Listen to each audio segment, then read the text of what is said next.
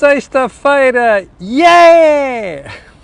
O Sr. Luís lembrou-me que na semana passada, na sexta-feira, não disse é sexta-feira. Por isso, olha, hoje cá estou eu com o grito da sexta-feira. Bem, já percebeu que está com a cor do dinheiro? Versão diária, ou seja, às 8 da manhã. Diariamente aqui a gente analisa política e economia nacionais. E tenho uma péssima notícia para si hoje. A agenda hoje é horrível. É terrivelmente longa. De certeza que não vou conseguir chegar ao final da análise de todos os pontos, mas paciência. Antes de irmos ao programa de hoje, quero lembrar que ontem fizemos uma entrevista sobre cibersegurança, dei lá um saltinho. São dois especialistas que falam nesta área, sobretudo de mercado de capitais, o Manel Bento da Euronext e o Pedro Machado, que traçaram um cenário muito negro daquilo que são os ataques hoje em dia, em matéria de digitalização, e, sobretudo, deram conselhos de como é que nós podemos estar mais protegidos. Dê uma olhada na entrevista. Ontem ficou disponível também o webinar que nós fizemos sobre o quanto é que custa um emprego e o que é que as empresas podem fazer para melhorar a vida dos trabalhadores, e, inclusive, deduzir isso nas suas contas. Vá lá ver, deve ser o webinar com mais sucesso que nós fizemos até hoje. Vá lá ver que vale a pena. E, finalmente, quero lembrar que nós, neste canal, temos uma parceria de que nos honramos muito com a Prozis, ok? E eles não me encomendaram nada para dizer isto. Isto é mesmo pessoal, eu acredito mesmo na empresa e nos produtos que a empresa vende. O que significa que quando você for ao site fazer compras, na saída, no cupom promocional, escreve Camilo, só Camilo, e tem logo um desconto de 10%. E além disso tem aquelas promoções que nós divulgamos aqui diariamente, ou melhor, semanalmente. Agora sim, vamos ao programa de hoje. Como eu lhe digo, é um programa muito extenso. E vou começar pelo debate do Parlamento ontem. Rui Rio, às vezes, parece que não tem emenda. Vai buscar o assunto EDP e a história da venda das barragens para tentar entalar o primeiro-ministro. Aquilo não é um problema. Aquilo é um problema da autoridade tributária. E já agora, se o Rui Rio acha que existe alguma coisa, de facto, na lei que justifica que a EDP pague uns impostos, que chega à frente. Agora, se a autoridade tributária não disse nada ao fim do ano, o que é que isto significa? Que provavelmente não encontra elementos suficientes para estar a responsabilizar uma empresa. Olha, só mais uma pergunta. Acha mesmo que se houvesse ali indícios claros de que tinha que se pagar imposto, a autoridade tributária não ia lá? Primeiro ponto. Segundo, eu sei que as direções gerais de impostos, ou neste caso concreto a autoridade tributária, depende do governo, mas depende sobretudo da lei, não é? O governo não pode chegar lá e dizer assim, olha, vai lá, obriga os gajos a pagarem impostos, porque é lei, não é? Isto é um país que felizmente ainda vigora o Estado de Direito. Às vezes temos dúvidas, mas ainda vigora. Portanto, concentre-se noutras coisas, não vale a pena estar a perder tempo com isto, até porque mesmo isto precisa ser entalado noutros sítios. Bom, segundo ponto. O juiz Fonseca e Castro foi para a rua. A única coisa que eu tenho a comentar sobre isto é, já foi tarde, não é? Porque comportamentos como aquele juiz teve não são comportamentos dignos de um juiz. Já falámos sobre isso aqui. Eu não digo isto com prazer, até com preocupação, porque saber que existem na magistratura portuguesa pessoas assim, que não têm noção do sítio onde estão, nem da função que exercem, é preocupante, não é? Aliás, eu, se tivesse participado em processos decididos pelo juiz Rui Fonseca e Castro, esta hora estava a pensar assim, bem, se calhar tenho que pedir revisão disto tudo, ou recursos, porque um tipo assim que acaba por ser expulso, quer dizer que já não batia com o baralho todo ao ponto de ser expulso da magistratura. Está a ver as situações que se colocam? Vale a pena pensar nisto, nomeadamente quem participou em processos decididos pelo juiz Fonseca e Castro. Pensar assim, bem, se calhar eu tenho que pedir revisão disto, não é? Ponto seguinte.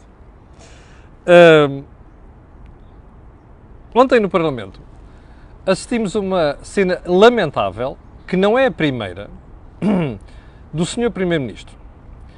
A uma certa altura, confrontado por um deputado do PSD, para mim dá-me igual, até podia ser do Bloco de Esquerda, do PCP, o Sr. Primeiro-Ministro virou-se e diz assim, com aquele ar zangado, que já tínhamos visto naquela cena em que ele andou ao pugilato com aquele senhor de idade, da campanha eleitoral, lembra-se? Porque quando o senhor de idade o acusou de não ter estado cá quando foi dos incêndios de Petrógão. Por acaso estava cá, pirou-se no mesmo dia, mas enfim, vai dar ao mesmo. O Primeiro-Ministro virou-se com um ar muito mal educado, pespineta, arrogante, e muito pouco democrático, vira-se para o deputado e diz: o senhor não me conhece de lado nenhum. Desculpe, um deputado não tem de conhecer o Primeiro-Ministro na intimidade ou na proximidade de lado nenhum. Um deputado tem de se virar para o Primeiro-Ministro e questioná-lo sobre os disparates que faz. E foi aquilo que o deputado André Coelho Lima fez ontem ao seu Primeiro-Ministro. Portanto, aquele tipo de boca, de resposta, de bota cardada, aquilo não é tolerável no Parlamento. Isto é uma democracia. O senhor Primeiro-Ministro não gosta das perguntas, vá para a rua. Ok? Isto é uma democracia. E o Parlamento é a casa da democracia. É ali que se fazem as perguntas e é ali que se questiona o Primeiro-Ministro.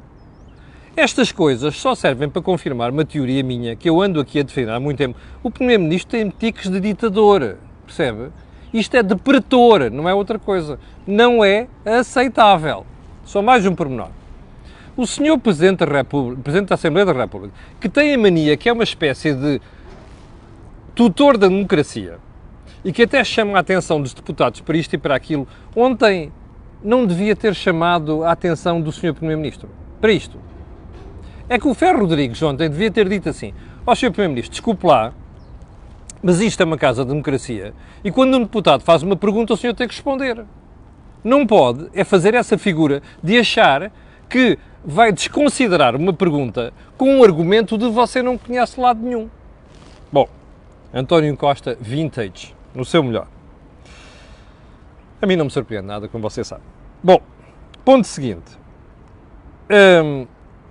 Os salários na função pública vão subir a 0,9%. Você lembra-se da análise que fizemos aqui. Primeiro, fica abaixo do que o Governo tinha prometido. Segundo, a Ministra da Administração Pública tinha dito esta semana, na segunda-feira, que os salários não iam subir.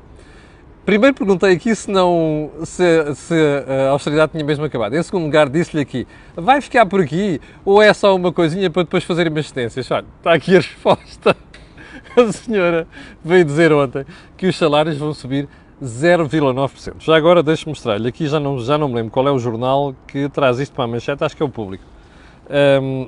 E o Público traz outra coisa para a manchete que é muito séria e eu já vou comentar também. O Público fez aqui um bom trabalho. Diz assim: aumentos salariais para toda a função pública vão custar 225 milhões de euros. Ok? Deixe-me só fazer uma pergunta. O Primeiro-Ministro, o Ministro das Finanças atual e a Ministra da Administração Pública ouviram o Dr. Mário Centeno no dia anterior? Ouviram? Eu vou falar do Centeno hoje. É que o Centeno alertou para o crescimento da despesa pública. 225 milhões de euros? Mais 300 milhões nas pensões? Porreiro, pá. Sabe quanto é que cresceu a despesa com salários na administração pública do ano passado? 0,8 pontos percentuais. Sabe quanto é que subiu das prestações sociais? 1 ponto percentual. Isto no total de despesa. Sabe o que é que isto significa para o saldo primário do orçamento? Sabe? Ou seja, aquele saldo que existe sem contar com o pagamento de juros da dívida? Que nos permite dizer se nós conseguimos amortizar a dívida ou não? Sabe como é que isto se agravou nos últimos anos? Está lá no que Mário Centeno disse e vamos falar a seguir, ok? Parece que anda tudo a leste destes problemas. Bem, ponto seguinte. É óbvio que aquela cena da senhora Ministra, como já se tinha antevido aqui na análise que fizemos, manda-se uma coisa para baixo, que é para depois dizer assim: bom, agora fazemos aqui uma cedência zeca e a malta diz: fizemos uma grande cedência. Está a ver? Nós ouvimos os sindicatos e o diabo 4. É tudo simulacros de negociações.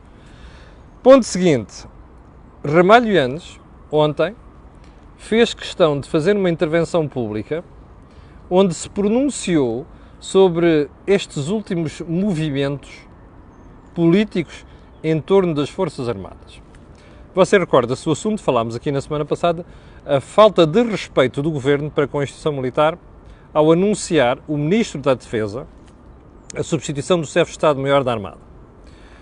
Eu já falei sobre o assunto o suficiente e já defendi aquilo que é uma coisa muito importante em Portugal, muito importante para a fundação do Estado português, atenção, não é? 1143 até agora, instituição militar. O Sr. General Ramalhianos ontem teve a coragem de vir dizer que é preocupante e está preocupado com a governamentalização das Forças Armadas. Isto espero que sirva como um carapuço, assim direitinho, na cabeça do Primeiro-Ministro e na cabeça do Sr. Ministro da Defesa, que já não devia ser Ministro da Defesa. Volto a dizer.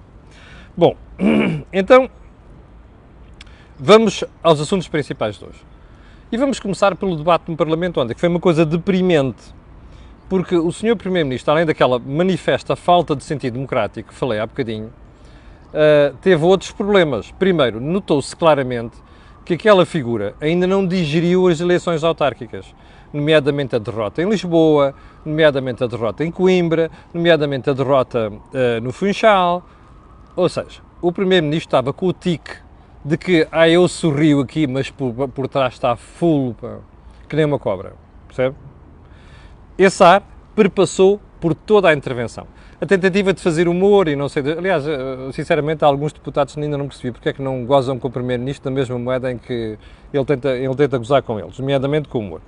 Bom, mas eu gostava de realçar, além aquela questão em que ele meteu os pés pelas mãos no fisco, quando o Rui Rio pergunta assim, então, mas já passou um ano, a autoridade tributária não disse nada sobre a história dos impostos que a EDP tem que pagar?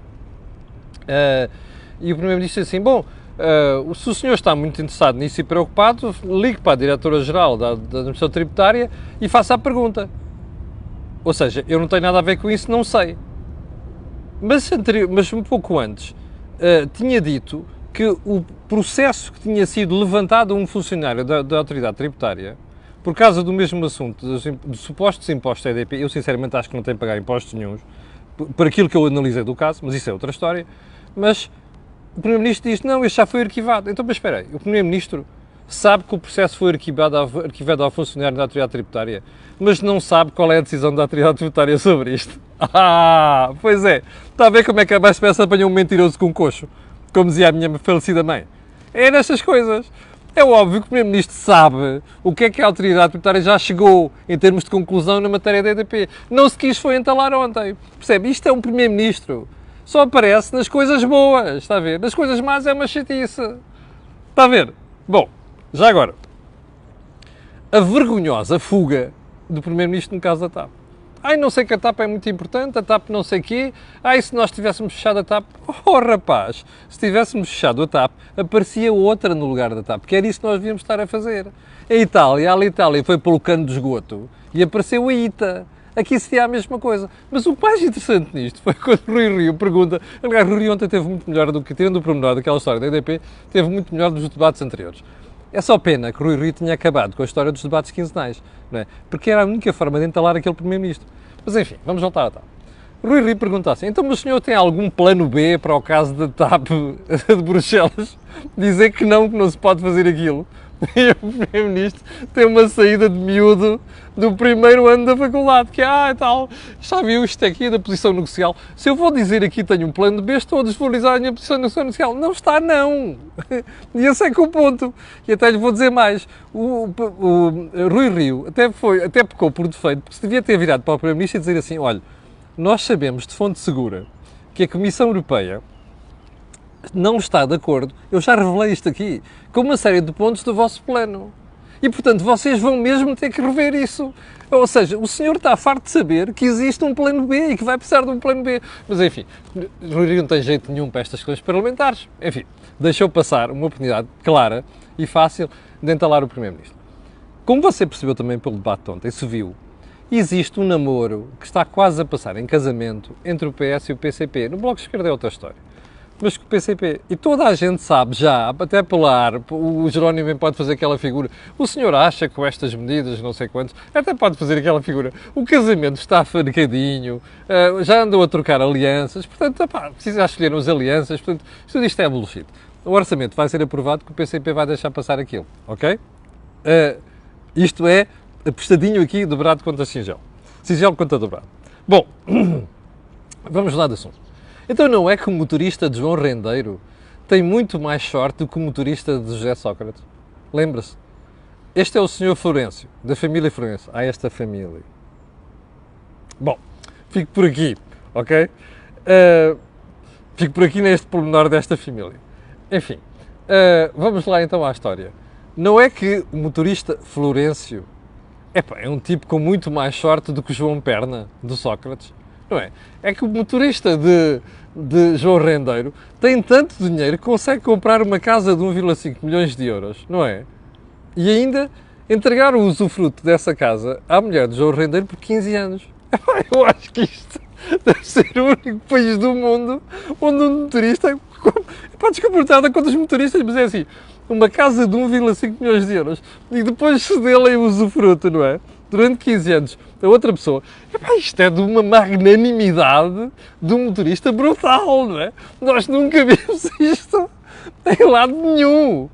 Bem, a menos que... Não, estamos a ver isto numa República das Bananas. Eu tenho uma pergunta para o pessoal da Justiça que anda a investigar João Rendeiro. Desculpem lá. Does it ring... Ah não, vamos ao ouvido. Does it ring a bell? No, it doesn't ring a fucking bell. Ok. Olha, segunda pergunta. A malta envolvida nisto não tem vergonha de deixar passar estas coisas? Mas, sinceramente, isto é coisa que se apresenta ao povo português. É esta a figura que a Justiça quer fazer? Esta situação tem alguma coisa de aderência à realidade e à verdade? Responda você. Eu, sinceramente, quando vejo cenas destas, como outra que, salvo ver, foi divulgado pela revista sábado ontem, de que o mandato europeu não avançou porque havia uma divergência no nome de Rendeiro, ali escrito, em vez de escrever João Oliveira Rendeiro, olhar, João de Oliveira Rendeiro, escreveram João Oliveira Rendeiro. Isto é de bradar aos céus. A Justiça, aliás, o Conselho Superior de Magistratura, que há dias veio falar sobre o assunto, dizia assim, nós não nos pronunciamos sobre as decisões dos juízes, mas vamos ver se houve aqui falha alguma coisa. Bom, como começa a parecer evidente, é óbvio que houve falhas. Até na história das moradas, para onde João Rendeiro ia quando saiu de Portugal. Bom, isto já tarda. Há responsabilidade, sim senhor, e é bom que isto seja apurado. Porque isto é uma vergonha. O povo geral, o cidadão de rua, olha para isto e diz assim, claramente uma justiça para ricos e outra justiça para pobres. É a única conclusão que se tira disto. E, sinceramente, já imaginou a figura que a justiça portuguesa está a fazer lá fora? Nos mercados, perante investidores? É isto? Bom, ponto seguinte. Vamos a Mário Centeno. Mário Centeno é uma figura peculiar da nossa vida financeira. Foi Ministro das Finanças, fez enquanto Ministro das Finanças coisas diferentes do que dizia quando estava no Banco de Portugal, no Gabinete de Estudos, e que escrevia.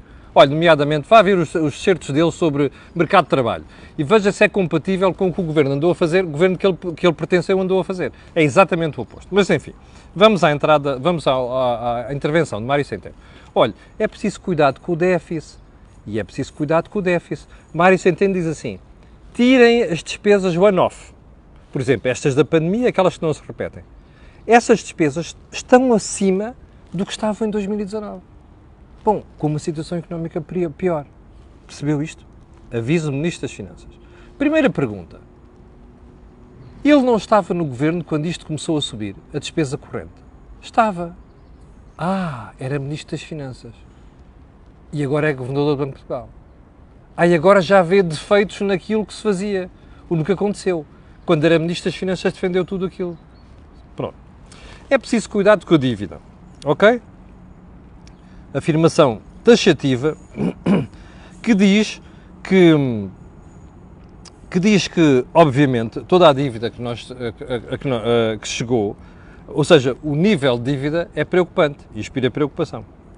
Já agora, por causa da dívida, Portugal pagará até ao final do ano, este ano 2021, menos quase 900 milhões de euros do que pagou em 2019, mesmo com o nível de dívida superior. Então vamos lá. 2019, 600 milhões, 2020, 300 milhões e no próximo ano vai ser 150 milhões. O que é que isto quer dizer? Que o ritmo de descida das taxas de juros está a abrandar, aliás, até já começou a subir. Portanto, esta folga que nós tivemos, que em 3 anos vai ser superior a 1.000 milhões de euros, imagine só, que o Governo torrou isto tudo, vai começar a fazer falta. Isto é Mário Centeno a dizer, não sou eu, ok?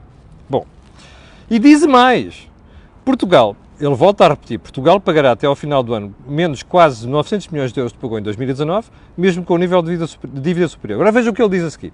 O que significa que esta componente, que tem contribuído, obviamente, para o reequilíbrio das contas públicas, não pode ser esquecida. E não pode ser esquecida porquê? Porque, como ele mesmo diz, as taxas já começaram a subir. Entre agosto e agora, as taxas subiram de 0,1% para 0,4% nos 10 anos. E aquela coisa que era o peso dos juros, o peso da taxa no conjunto da dívida, que isto está a abrandar, é óbvio. E a partir de agora vai inverter. Bom, mas Mário Centeno não fica por aqui, porque faz outros avisos.